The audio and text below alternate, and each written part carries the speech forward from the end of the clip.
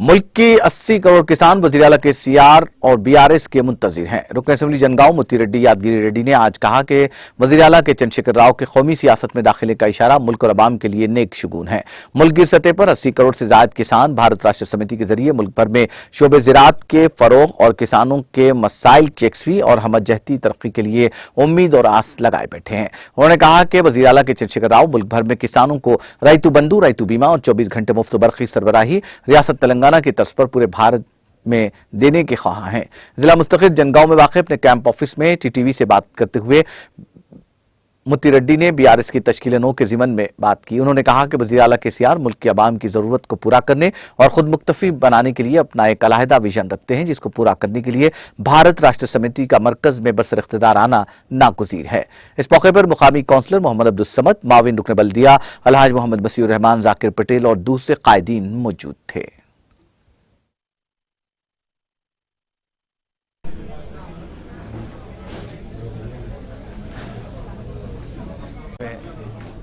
कुर्बान देके दिल्ली तक जाके कुर्बान देके 4 करोड़ लोग एक बात पे आके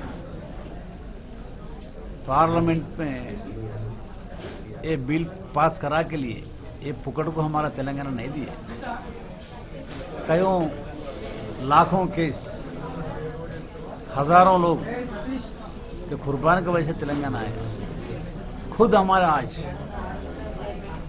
उस जमाने का उद्यम सारथी अब का सीएम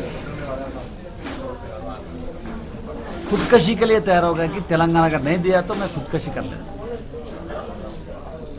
जो है खाना पीना छोड़ के बैठा डर के, अगर से केसीआर मर गया तो तेलंगाना कंट्रोल नहीं होगा, लिहाजा तेलंगाना दे तो मुल्क फुकड़ को नहीं दिए।